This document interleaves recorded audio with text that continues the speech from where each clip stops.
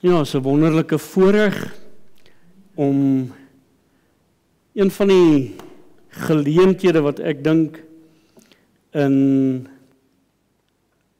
die Christelike godsdiens vandag ook nie meer altyd sy plek het as wat dit gehad het nie. Vroegere jare was dit 'n dag gewees waarin mense hulle afgesonder het. Daar was 'n vakansiedag uitgeroep gewees, maar weet ons dat die wêreld daar buite ken nie hierdie tipe van dinge nie. En dit is hoekom vir hulle dit vreemd is en vir ons as kinders van die Here is dit nie 'n vreemde geleentheid nie. Ons het dit geskuif en ons maak dit so dat dit nou op die aand is, juis om geleentheid te bied vir mense wat deur die dag moet werk en in die aand graag so iets wil bywoon. En ek is dankbaar vir die Here vir elkeen van u wat dan ook by hierdie geleentheid is. So baie welkom aan elke ene, baie dankie dat u die moeite gedoen het. En ek glo dat as daar 'n verwagting en 'n verlang in ons hart is dat die Here ons met sy gees gaan kom ontmoet, dan sal hy daardie verwagting ook vanaand kom vervul. Kom ons maak ons harte stil voor die Here, dan doen ons net 'n gebed saam.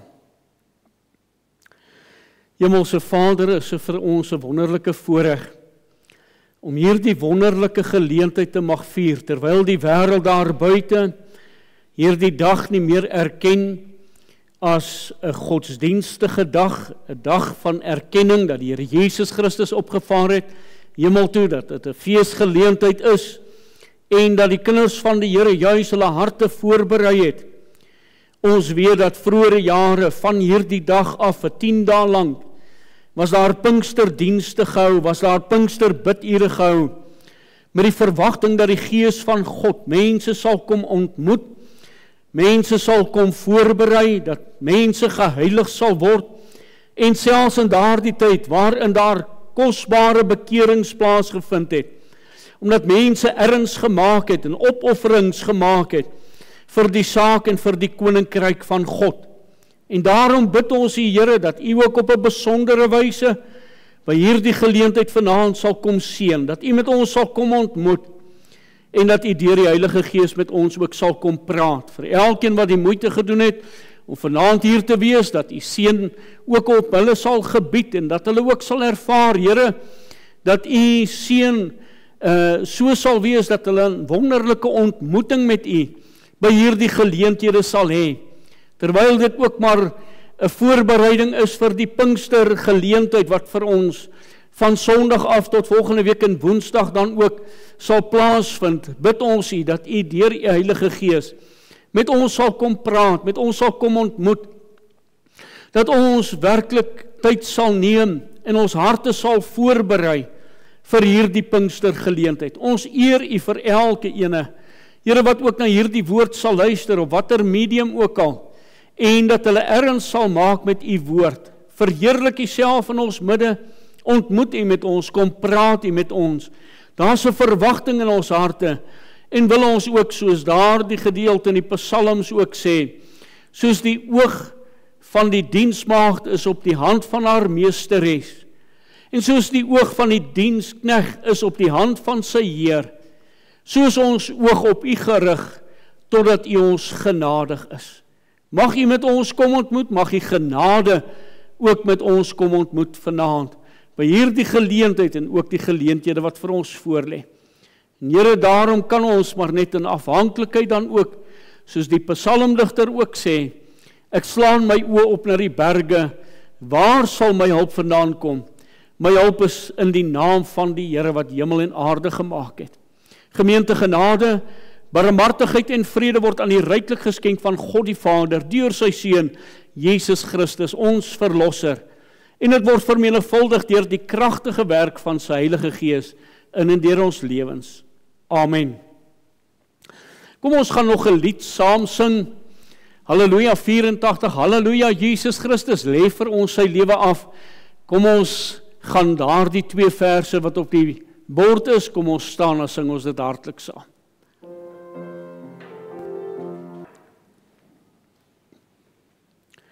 U kan saam met my die onfeilbare woord van die Here oopmaak en wel daar by Handelinge, die eerste hoofstuk, Handelinge hoofstuk 1.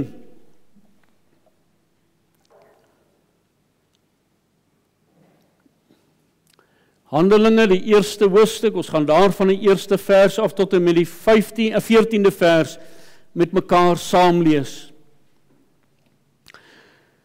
Dieselfde man wat die boek Lukas geskryf het, die dokter Lukas, skryf nou ook hierdie brief, en is dit ook vir ons 'n kosbare brief, juis in die sin, want dit was die handelinge van die apostels, nadat die Here Jesus Christus dan ook opgevaar het hemel toe. En dis waaroor hierdie boek ook dan gaan. So, hierdie word nou vir ons ingelei, wat met hierdie disippels dan ook gebeur het, hoe hulle dan ook die eerste handelinge, nadat die Here Jesus Christus dan ook opgevaar het, met die wonderlike uitstorting van sy Heilige Gees. Kom ons lees saam vanaf die eerste vers. Die eerste verhaal, Theophilus, het ek opgestel oor alles wat Jesus begin doen en leer het, tot op die dag dat hy opgeneem is, nadat hy aan die apostels wat hy uitverkies het, deur die Heilige Gees bevele gegee het, aan wie hy ook na sy lyde hom lewend vertoon het, deur baie kentekens, terwyl hy gedurende 40 dae aan hulle verskyn het en oor die dinge van die koninkryk van God gespreek het. En toe hy nog met hulle saam was, het hy hulle bevel gegee om nie van Jerusalem weg te gaan nie, maar om te wag op die belofte van die Vader, wat julle, het hy gesê, van my gehoor het. Want Johannes het wel met water gedoop, maar julle sal met die Heilige Gees gedoop word, nie lank na hierdie dae nie. Die wat by mekaar gekom het, vra hom toe en sê, Here, gaan nie in hierdie tyd die koninkryk van Israel weer oprig? En hy antwoord hulle, dit kom julle nie toe, om die tye of die geleenthede te weet, wat die Vader deur sy eie mag bepaal het nie. Maar, julle sal krag ontvang, wanneer die Heilige Gees oor julle kom. En julle sal my getuies wees in Jerusalem, sowel as in die hele Judea en Samaria, tot aan die uiterste van die aarde. Nadat hy dit gesê het, is hy opgeneem terwyl hulle dit sien, en 'n wolk het hom voor hulle oë weggeneem. En toe hulle nog stip na die hemel kyk, terwyl hy weggegaan, staan daar 2 manne in wit klere by hulle, wat sê, Galileese manne, waarom staan julle en kyk na die hemel? Hierdie Jesus wat van julle opgeneem is in die hemel, sal net so kom soos julle hom na die hemel sien wegvaar het. Daarop draai hulle om na Jerusalem, van die berg af wat genoem word Olyfberg, wat naby Jerusalem is Sabbatsreis ver. En toe hulle daar kom, gaan hulle na die bovertrek waar hulle gewoond was om te vertoef, naamlik Petrus en Jakobus en Johannes en Andreas, Filippus en Thomas, Bartolomeus en Matteus, Jakobus, die seun van Alfeus, en Simon, die ywerraar, en Judas, die seun van Jakobus. Hulle almal het eendragtig volhard in gebed en smeking, saam met 'n aantal vroue en Maria, die moeder van Jesus, en met sy broers. Net tot sover uit die onfeilbare woord van die Here. Ons teks van oordenking vind ons in die 4de vers. En toe hy nog met hulle saam was, het hy hulle bevel gegee om nie van Jerusalem weg te gaan nie, maar om te wag op die belofte van die Vader, wat julle, het hy gesê, van my gehoor het. Want Johannes het wel met water gedoop, maar julle sal met die Heilige Gees gedoop word, nie lank na hierdie dae nie. Daarom die gedagte ook die belofte van die Heilige Gees, maar meer nog, wag op die belofte van die Heilige Gees. Wag op die belofte van die Heilige Gees. En 'n mooi illustrasie, as ek moet kyk na illustrasie van hierdie gedagte, dan is dit 'n windpomp. 'n Windpomp draai sy lemme nie van self nie. Maar 'n windpomp staan en wag totdat daar die wind kom. En dan deur daardie momentum van daardie wind, binne in daardie lemme van daardie windpomp, dan begin daardie windpomp met daardie krag wat opgewek is deur daardie wind, wat daardie windpomp aanhelp om dan daardie water te pomp. En dit is juist die gedagte wat die Here dan ook hier vir ons wil kom sê, terwyl die Heilige Gees dan ook as symbool van 'n wind ook aan ons voorgestel word op plekke in die Bybel, en ons sal moontlik nog by van hierdie geleenthede daaroor praat. Maar die gedagte is dat die krag van die Heilige Gees, van daardie wind wat teen daardie lemme waai, sit daardie windpomp in aksie. En nou kom die Here en hy sê, maar julle sal krag ontvang wanneer die Heilige Gees oor julle kom. Daardie krag wat die Gees van God in ons opwek, om dan daardie effektiewe instrument in die hand van die Here te wees. Soos wat daardie water dan opgepomp word, en daardie lewende water aan ander gegee kan word. So wil die Here ook sy lewende water deur ons, en deur sy Heilige Gees, na die mens dan ook uitbrei. Daarom sê hy ook, wag. En ek weet nie hoeveel van julle het al bietjie gaan kyk, maar in die Nuwe Testament en die Evangelies, was daar nie een keer wat die Here Jesus Christus die gedagte vir sy disippels gesê het, gaan wag nie. Maar hier kom en hy praat met sy disippels. En hy wys vir hulle die belangrikheid om te wag op die Heilige Gees, die krag van die Heilige Gees, wat in hulle moet kom werk. En daarom wil ons ook hierdie gedagte by u dan ook laat, om te wag op die belofte van die Heilige Gees, om vervul te word met die Heilige Gees, na my redding. Want by my redding ontvang ek die Heilige Gees, en die woord van die Here is baie duidelik, as hy daaroor praat in Romeine hoofstuk 8, en hy sê dit vir ons dan ook, dat ons die Heilige Gees by ons redding ontvang. Want as ons die Gees van God nie in ons het nie, het ons nie die lewe in ons nie. En nou kom ons by daardie geleentheid, waar die Here dan ook hierdie belofte van sy Heilige Gees vir u en vir my ook kom gee. Dit is nie net vir daardie mense in daardie tyd nie, maar dit is ook belangrik vir u en vir my. Vroegere jare, soos ek reeds gesê het, was dit 'n vakansiedag gewees. Dit was 'n erkende dag, waarop die Here Jesus Christus opgevaar het. 'n wonderlike feesgeleentheid. En vir die geredde is dit steeds vandag 'n wonderlike geleentheid. Die wêreld ken dit nie, en daarom dat hulle hierdie dae sommer maar net lukraak kan afstel. Maar die Here het vir hulle gesê om te gaan wag. Die plek waar hulle moes gaan wag het, moes daar in Jerusalem gewees het. En nou sê die woord van die Here, dis 'n plek waar hulle gewoond was om by mekaar te kom. Ek wonder hoeveel van ons het 'n gewoonte plek waar daar 'n ontmoeting met God kan wees. Want hulle het deur die gedagte wat dan ook hier na vore gekom, het hulle na daardie plek toe gegaan in die bovertrek vers 13, en toe hulle daar kom, gaan hulle na die bovertrek waar hulle gewoond was. Met wie het hulle daar in daardie bovertrek ontmoet? Met die wonderlike Here Jesus Christus.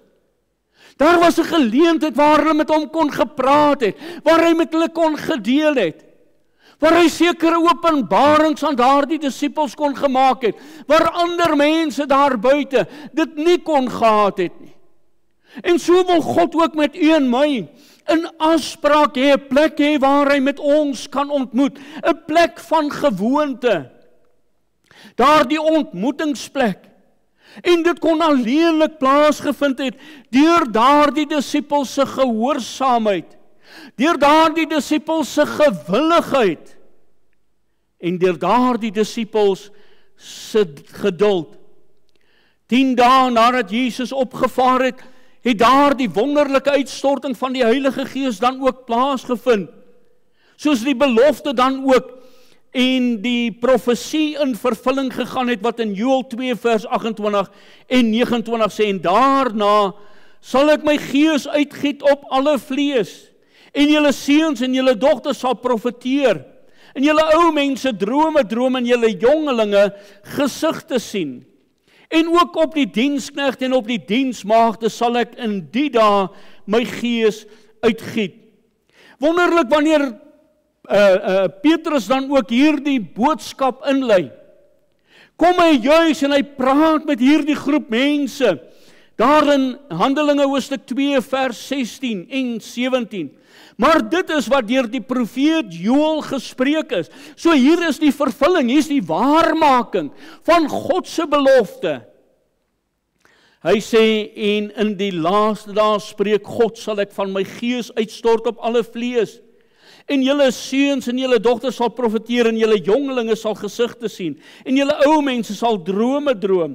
En ook op my diensknegte en diensmaagde sal ek in die dae van my gees uitstort, en hulle sal profeteer. Die doel van die uitstorting van die Heilige Gees was juis om die kinders van God te heilig. En wat beteken die woord heilig? Is om afgesonder te wees vir God. U en ek moet, as ons sê dat ons vervul is met die Heilige Gees, moet ons weet ons is afgesonder vir God. Vir die doel waarvoor God ons afsonder. Het sy dit om in 'n ampt te dien? Het sy om diensbaar te wees binne die gemeente op watter wyse God dit ook wil hê? Dit was die rede waarom die Gees van God ook gekom het en in die kind van God se hart kom leef het. Want hy moet nog in die ongeredde se hart, kom hy nog en hy staan by die deur en hy klop. Hy wil inkom, maar by die kind van die Here is hy binne in daardie hart. Daarom wil ek vra, liewe toehoorder, het u daardie wonderlike belofte van die Gees van God al ontvang? Nie net by redding nie, maar ook by die vervulling van sy Heilige Gees. Want die woord van die Here sê in Handelinge 2 vers 39, want die belofte kom julle toe en julle kinders en almal wat daar ver is, die wat die Here onse God na hom sal roep. Dis nie net vir daardie 120 in die bo vertrek nie, maar vir elke kind van die Here wat 'n begeerte en 'n verlange en 'n soeke in sy en haar hart het, na hierdie wonderlike uitstorting van die Heilige Gees in my eie hart, my eie lewe. Die voorbereiding daarvoor, hulle moes gaan, wag het. En ek wonder hoeveel van ons het nog, hoe sê ons, Job se geduld. Hoeveel van ons se geduld het nie al opgeraak nie? Hoeveel van ons het nie al gesê, ag, dit werk nie uit in my lewe nie, is vir iemand anders. Terwyl die Here baie duidelik in sy woord kom sê, hierdie belofte kom julle toe, en julle kinders, en hulle wat daar ver is, vir u en vir my. Die begeerte en die verlange van God, om sy Gees op u en my uit te stort. Die bewys daarvan, ons sal bekragtig wees, net soos wat die disippels bekragtig was, om getuies te wees, om uit te gaan en hierdie wonderlike boodskap te gaan uitdra. Want daar die 120 wat vervul was met die Heilige Gees, ons het hulle te danke aan die gemeente in Welkom vandag. Want dit was deur hulle gehoorsaamheid en gewilligheid en toelaat dat die Gees van God in en deur hulle lewens kom werk, dat daar vandag 'n evangelies gereformeerde kerk is, maar meer nog, 'n goudveld gemeente. En liewe toehoorder, ek wil nie hierdeur sê, dat ons is net die enigste een wat reg is nie. Verstaan mooi wat ek probeer sê. Dat daar 'n kerk in die lewe geroep is, waarin ons kan behoort, die Ekklesia kerk. Die Ekklesia, hulle wat waarlik weer gebore is. En daarom, in die eerste plek, wat beteken hierdie opgestane die Here Jesus Christus vir u en vir my? Wat beteken hierdie belofte? En dit beteken juis dit, dat die Here Jesus Christus uit die dood uit opgestaan het. Want die Here Jesus Christus het self, daar in Johannes hoofstuk 14, Johannes hoofstuk 16, sy disippels kom voorberei. Toe hy oor die dinge van die koninkryk begin praat, en hierdie disippels in benoudheid was, dat daar 'n moontlikheid in hulle eie harte was, dat hy dit opgemerk het, dat daar 'n hartseer was. En wat sê die Here Jesus vir sy disippels? Hy kom bemoedig hulle. Laat julle harte nie ontsteld word nie. Glo in God, glo ook in my. Want die huis van my Vader is daar baie wonings. As dit nie so was nie, sou ek het gesê het. Ek gaan om vir julle plek te berei. Is dit nie wonderlik? Om te weet dat die Here Jesus Christus het hierdie jou aarde, hierdie tydelike, wil ek amper sê tentwoning is afgebreek. Hy die hemelse het hy gaan inneem, sy koninkryk, om daar so ewig koning te wees, sodat ons vandag die wonderlike Heilige Gees kan hê. So die Here Jesus Christus het daardeur kom wys, dat hy opgestaan het en daar in sy woord wat hy gespreek het, dat daar autoriteit is. En daarom kan ons hom vat op sy woord. As hy vir ons sê, Handelinge 1 vers 3, aan wie hy ook na sy lyde hom lewend vertoon het, deur baie kentekens, terwyl hy gedurende 40 dae aan hulle verskyn het, en oor die dinge van die koninkryk gespreek het. Die Here Jesus Christus het gekom, en het homself aan hierdie 120 in besonder dan ook gaan toon. Hy het hom aan 500 gaan toon, hy het hom aan ander gaan toon. Hoekom? Om die geloofwaardigheid van sy opstanding aan die mensdom teweeg te bring. Dat hierdie opstanding, as hy na uit die dood uit opgestaan het, reguit hemel toe gegaan het, kon baie mense getwyfel het. Want wat doen selfs sy disippels? Hulle gaan staan en vang vis. Hulle gaan terug na die viswaters toe, die bekende. En hier, nadat hy met hulle ontmoet het, stuur hulle na Jerusalem toe. Hoekom? Die geloofwaardigheid, waarvan Johannes dan ook kan getuig in 1 Johannes hoofstuk 1. Hy sê ons getuig van hierdie dinge. Wat se dinge? Dat die Here Jesus Christus uit die dood uit opgestaan het. Dat hy 'n ware getuie daarvan kan wees. Daarom het hy homself openbaar het aan hierdie disippels in hierdie 40 dae, om juis vir die mens te wys, dat sy woord is geloofwaardig. En daarom is daar 'n wonderlike belofte vir een vir my. Gaan wag op hierdie belofte van die Heilige Gees. En dat hy vir ons sê, nie lank na hierdie dae nie sal julle die Gees van God ontvang. Deur mense wat gewillig is en geluister het na die woord van die Here. Wat gedoen het wat die woord van die Here vir hulle sê. Hulle self op daardie punt gebring het, waar hulle aan die einde van hulle self gekom het. Toe is dit nie meer ou groot Petrus wat opstaan en 'n Malge se oor wil afkap en sommer die swaard wil trek in elke opsig nie. Maar 'n man wat wag op die Gees van God, omdat die Here hom gestuur het, om daar in Jerusalem te gaan wag, omdat Jesus Christus uit die dood uit opgestaan het, homself lewend vertoon het. En dit maak ook, dat hierdie belofte dan ook moontlik gemaak is, as die Here Jesus Christus dan self ook vir sy disippels moes kom sê, as ek nie weggaan nie, dan kan ek nie die Trooster, die Heilige Gees na julle toe stuur nie. En dit het gemaak, dat die Here Jesus Christus, toe hy opgevaar het hemel toe, daar die Gees van hom kon gestuur het, om in mense se harte en se lewens te kon werk. Lukas 24 vers 49 sê, en kyk, ek stuur die belofte van my Vader op julle, maar julle moet in die stad Jerusalem bly, totdat julle toegerus is met krag uit die hoogte, totdat die Gees van God gekom het. Daarom het die woord van die Here ons aanmoedig as kinders van die Here, Lukas 11 vers 13, as julle dan wat sleg is, weet om goeie gawes aan julle kinders te gee, hoeveel te meer sal die hemelse Vader die Heilige Gees gee aan die wat hom bid. Daar moet gewag word in gebed. Wat het hierdie disippels gedoen? Hulle het almal eendragtig volhard in gebed en smeking. Seer sekerlik het hulle tot God in die hemel geroep, en het gevra dat die hemel met hulle sal kom ontmoet deur die Heilige Gees en die uitstorting van die Heilige Gees. Hoeveel van ons as kinders van die Here het nog werklike begeerte daarna, in die tyd waarin ons lewe?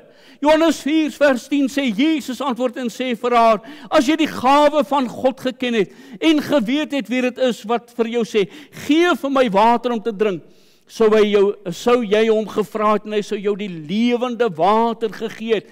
En dit is die Heilige Gees, die woord van die Here spreek baie duidelik. Dis oor die Gees van God wat hy hiervan praat.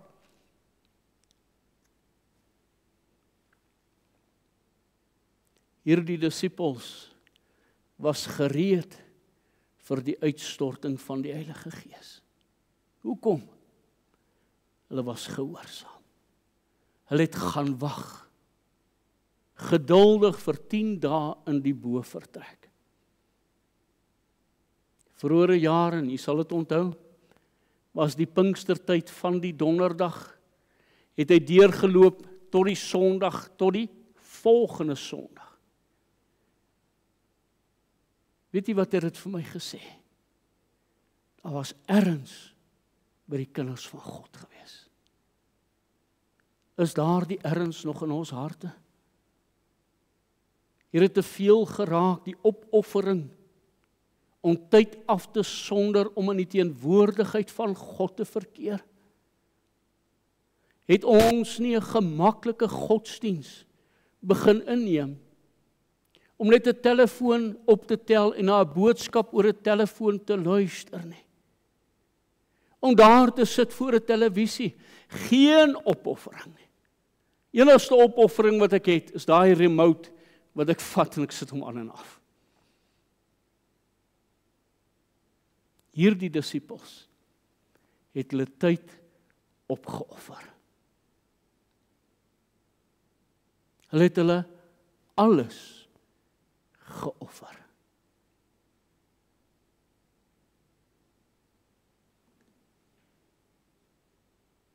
Ek wonder, maar net in 'n tyd soos hierdie, hoe oortuig is ons dat die Here deur sy Heilige Gees met ons so wil kom ontmoet?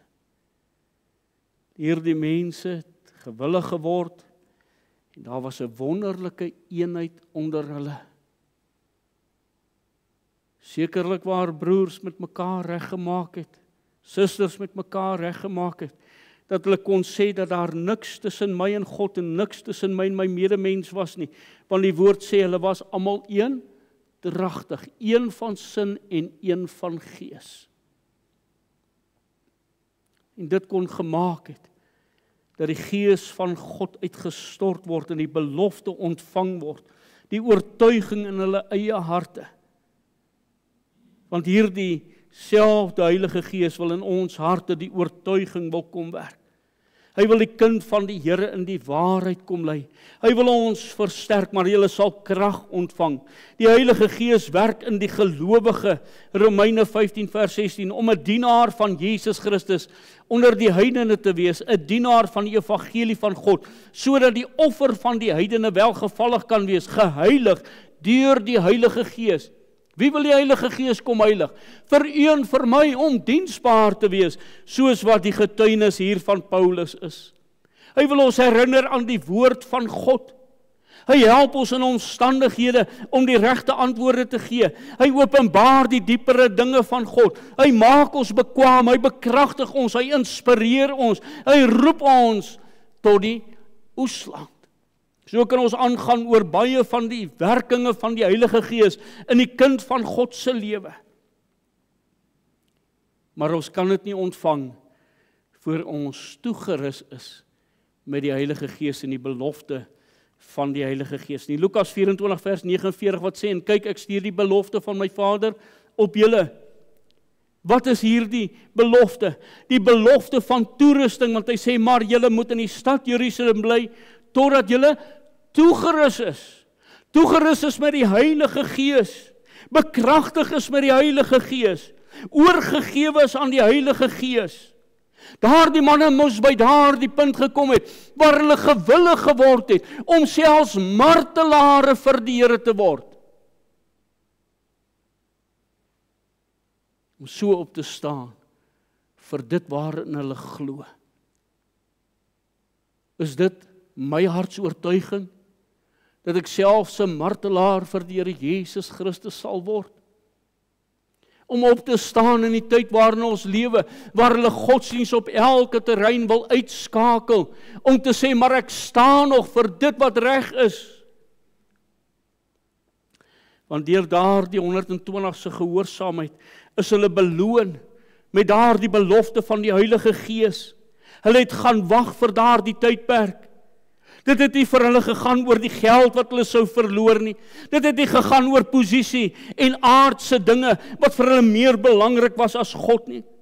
Maar hulle het Jesus nodig gehad om sy Gees in hulle harte uit te stort. Hulle het 'n soeke daarna gehad. Hulle het 'n verwagting daarna gehad.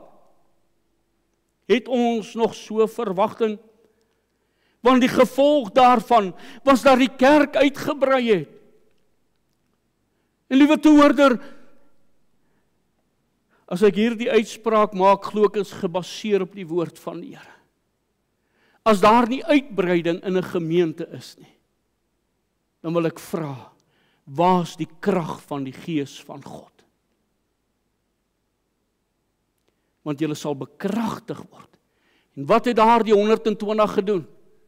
Hulle het uitgegaan op die strate. Hulle het mense gaan evangeliseer, hulle het disippels gemaak. En toe hulle gemaklik raak in Jerusalem, stuur die Here hulle vervolging. En onder die vervolging het hulle begin kla, Here, dit raak nou te swaar nie. Maar onder die vervolging die evangelie uitgegaan, en waarvan Paulus dan oor kon getuig het, as hy daar in Romeine 1 vers 16 sê, ek skaam my nie oor die evangelie van Christus nie, want dit is 'n krag van God tot die redding van kosbare siele. Dit was waarvoor hulle bekragtig was. Siele moes gered word. Die koninkryk was vir hulle belangrik. Is die koninkryk van God vir my nog belangrik?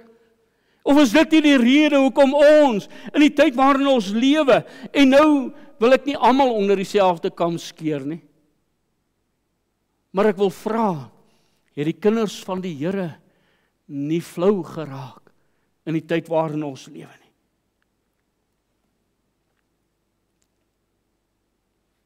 En toe daar die Heilige Gees uitgestort is, het die wonderlike belofte dat die Here gaan terugkom ingeskop. Want wat gebeur? Handelinge 1 vers 11. Hier is hierdie 2 manne. En hulle vra vir die disippels, Galileese manne, waarom staan julle so na die hemel? Hoekom staar julle? Daardie engele kom sê vir hulle, hierdie Jesus wat van julle opgeneem is in die hemel, sal net so kom. Die woord van die Here sê, elke tong sal bely en elke nie sal buig dat Jesus Christus die Here is. Daar sal 'n tyd kom wanneer die mensdom sal erken, as hy sy voet daar op die Olyfberg sit, selfs daar die mense wat hom deurboor het, sal erken, maar dit is deur Jesus Christus. Hy is die koning van die konings, hy is die Here van die Here. Daarom dat die Here Jesus Christus vir my hierdie belofte dan ook kom gee in Johannes 14 vers 18. En ek sal julle nie as wese agterlaat nie, maar, wat sê hy? Ek kom weer na julle toe. Liewe toehoorder, as daar 'n belofte van die Heilige Gees is, hoekom nie ook 'n belofte dat Jesus gaan terugkeer nie? En kan ek dit anders omstel? As daar 'n belofte is dat hy gaan terugkeer en ons glo dit, hoekom nie ook die belofte van die vervulling met die Heilige Gees vat vanaand nie? Die een is net so belangrik soos die ander.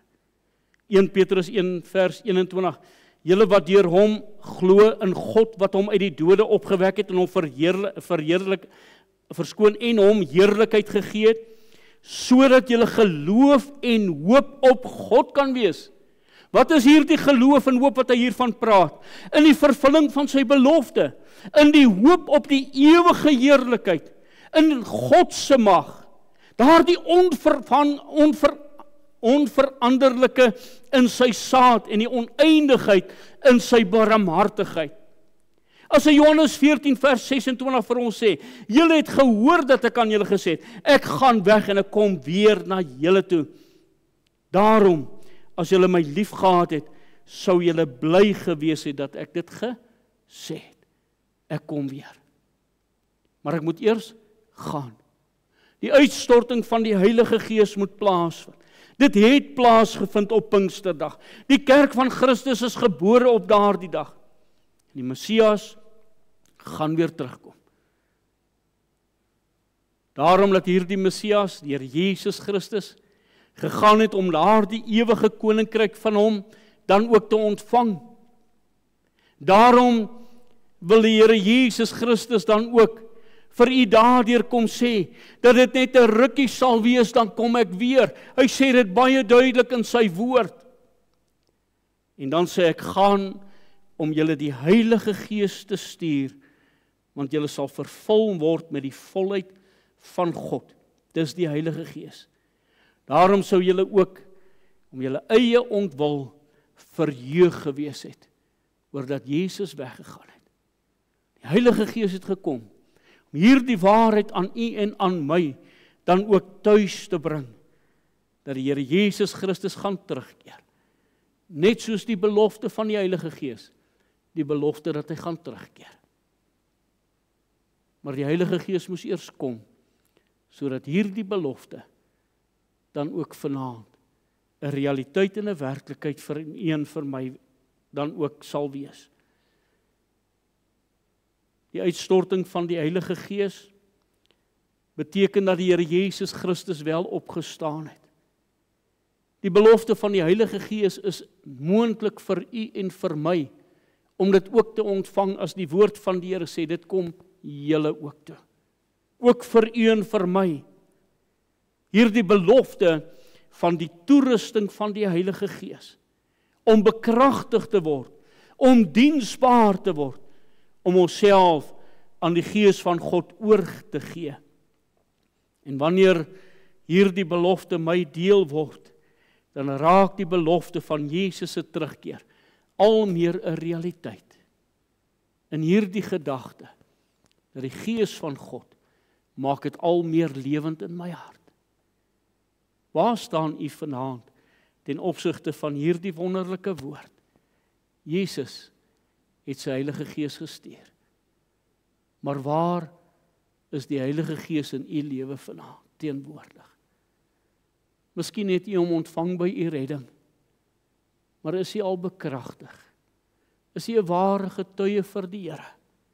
Is u diensbaar in die saak in die koninkryk van God? Want die woord van die Here sê, maar julle sal krag ontvang wanneer die Heilige Gees oor julle kom en julle sal my getuies wees. Kan ek net weer teruggaan na die windpomp toe? En hiermee sluit ek af. As daar die windpomp se lemme draai, wat weet ek? Ek weet die wind waai. Want die krag van die wind werk in daardie windpomp. Kan die mense met respek gesê my windpomp se lemme sien draai. Omdat die krag van die Gees van God in my lewe werksaam is. Mag die Here hierdie gedagtes lewend maak in ons harte. Mag hy dit lewend hou. Ons gaan 'n tydjie gee vir gebed. As dit stil raak, dan sal ek verder gaan en afsluit. Maar ek wil vra, kom ons maak ons harte stil. Kom ons berei ons harte voor. Kom ons roep tot die Here, dat hy ook in hierdie tyd ons gemeente sal kom besoek. Met die Pinksterkrag, wat hy hulle besoek het daar in die bovertrek. Dat daar eenheid onder hulle was, gewilligheid en 'n verwagting in hulle harte. Dat die Here ook daardie verwagting in ons harte sal kom skep. En dat die Gees van God ook met ons sal kom ontmoet. Ek gaan 'n kansie gee vir gebed. U kan maar hardop bid vir die wat dan ook wil bid. En as dit stil raak, dan sal ek afsluit met gebed. Hemelse Vader, daar was 120 in die bovertrek. wat gewag het op hierdie belofte van die Heilige Gees. En Here, U sê dat elkeen van U beloftes in U is hulle ja en in U is hulle amen. Dat die uitstorting van die Heilige Gees plaasgevind het, die belofte waar geword het en dit maak dat die Heilige Gees in die ongeredde hart die oortuiging van sonde, van geregtigheid en oordeel wil bring, maar in die kind van die Here se lewe wil kom werk en ons in die volle waarheid wil kom lei. In ons 'n diepere verhouding wil kom inlei met God die Vader. En dit bring ons by 'n punt waar ons U wil vertrou vir 'n rein hart vervul met U Heilige Gees. Vir elkeen van U kinders. Here, terwyl hierdie belofte vir elke ene bedoel is. Petrus, toe hy met daardie gehoor gepraat het, kom sê maar hierdie is 'n vervulling van die profesie, toe die Heilige Gees dan ook uitgestort is. Maar weet ons, Here, dat hierdie disippels was reeds manne van God, was reeds gered. Daar was iets diepers vir hulle, 'n verlang en 'n verwagting wat hulle in hulle eie harte gehad het, om vervul te word met die Heilige Gees, om daardie man en vrou te wees wat U wou gehad het hulle moes wees. Nie dit wat ons wil wees nie. Here, want dan is dit deur die mens gewerk. En daarom bid ek ook, Here, vir die oortuiging van U Heilige Gees, nie my oortuigings van hierdie kansel af nie, maar dat die Heilige Gees sal werk in die krag, sodat dit ook mense sal noop om hulle harte te verander soos wat U wil hê dit moet verander word. Daarom pleit ons by U, Here, dat U deur die Heilige Gees ook in hierdie tyd met ons sal kom ontmoet. Here, terwyl die Pinkstertyd alreeds daarso by die uitstorting van die Heilige Gees plaasgevind het, vier ons die uitstorting van die Heilige Gees. En wanneer ons dan ook hier by mekaar is in die gedagte dat ons ook daardie wonderlike geleentheid vier waar hy opgestaan het en ook 'n verwagting in ons harte het, dat ook in ons, dit wat die disippels ervaar het, ons in ons eie persoonlike lewe ook kan ervaar. Daarom pleit ek, Here, dat ons as gemeente by daardie punt sal kom om gewilliglik onsself aan U oor te gee, sodat die Heilige Gees in ons hart en ons lewens kan kom werk. En waar daar dinge nog tussen ons en U staan, dat U dit sal kom openbaar, dat U dit sal kom bekend maak, dat U o getroue Heilige Gees in ons eie harte sal kom werk, sodat ons sal besef, wat is dit wat U van ons vra? En Here, ons weet dat daar 'n tyd aangebreek het waarin daar 'n bloedlose evangelie verkondig word, dat daar 'n offerlose godsdiens verkondig word, maar ook geleef word in baie mense se lewens. Here, dat ons net weer eens sal besef, U vra 'n prys van ons. As U sê, as iemand agter my aan wil kom, gewilliglik, U dwing Uself nooit op mense af nie. Maar wanneer U dit sê, dan sê U ook dat ons kruis moet opneem en dat ons U elke dag moet volg. Here, dit kos 'n prys. Wanneer ons dan ook gewilliglik onsself oorgee om gekruisig te word. Soos Paulus dit ook sê, ek is met Christus gekruisig en ek leef nie meer nie, maar Christus leef in my. En die lewe wat ek nou leef, leef ek deur die geloof in Christus Jesus. O Here, dat ons sal besef, wat beteken dit om in U te bly, in U te leef, om toe te laat dat die Heilige Gees ons lewens bestuur en lei. Wees vir ons genadig, rig ons voetstappe, Here, gee vir ons harte wat gewilliglik voor U sal buig, helderheid van verstand, waarin die Gees van God die oortuiging kan kom werk. Ons bid U, Here, dat U self sal kom en by ons sal kom stilstaan. Ons het U nodig, dierbare Heilige Gees. Net soos wat U in daardie kerk, Pinksterkerk, gewerk het, kom werk ook in ons hart en ons lewens. Here, dat dit mense se harte sal beweeg. Ons het dit so nodig in die tyd waarin ons lewe. Laat U naam geheilig word. Amen. Kom ons sluit af. Halleluja, 106, 3 verse, die Here kom om middernag, dis nou nog alles stil.